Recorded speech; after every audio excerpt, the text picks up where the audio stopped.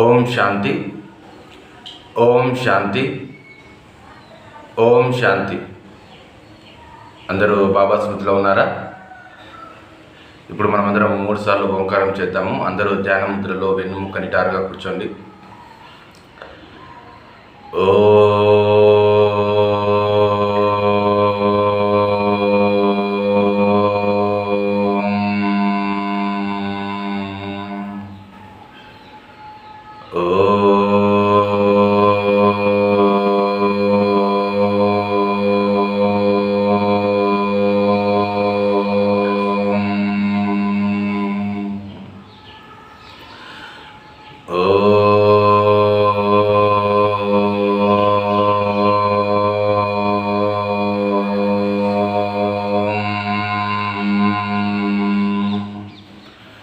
శాంతి శాంతి శాంతి.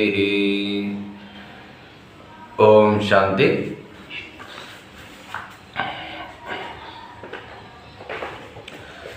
ఈరోజు శివబాబా చెప్పిన మహావాక్యాలు,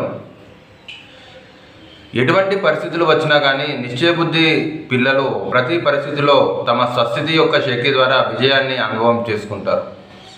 బాబా చెప్తున్నారు, ఎటువంటి పరిస్థితి వచ్చినా కానీ నిశ్చయ బుద్ధి గల పిల్లలు, అంటే తండ్రిపై నిశ్చయం ఉన్న పిల్లలు ఆ పరిస్థితుల్లో కూడా విజయాన్ని తమ యొక్క స్వస్థితి ద్వారా, తమ యొక్క స్వస్థితి అంటే ఏమిటి? ఆత్మ యొక్క స్వధర్మం. తమ యొక్క స్వస్థితి ద్వారా ఆత్మ యొక్క స్వధర్మం, నిజీ గుణాల ద్వారా శక్తి ద్వారా నిజీ గుణాల ద్వారా విజయాన్ని అనుభవం చేసుకుంటారు. విజయం ఇప్పుడు కూడా ఎటువంటి పరిస్థితి వచ్చినా కానీ వారు విజయాన్ని అనుభవం చేసుకుంటారు. ఏ స్థితిలో? ఆత్మ యొక్క నిజీ గుణాల ద్వారా, ఆత్మ యొక్క స్వస్థితి ద్వారా.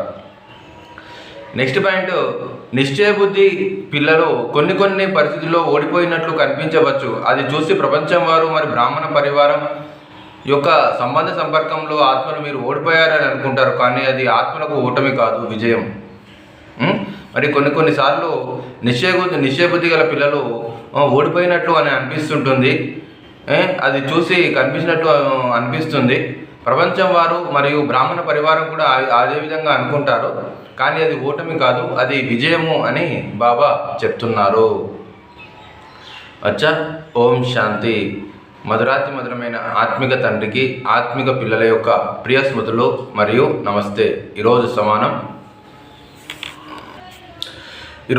సమానం నేను స్వస్థితిని ధారణ చేసే ఆత్మను.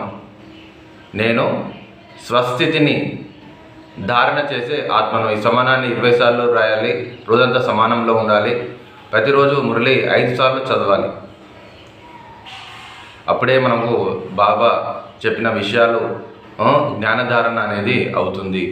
అచ్చా. ఓం శాంతి.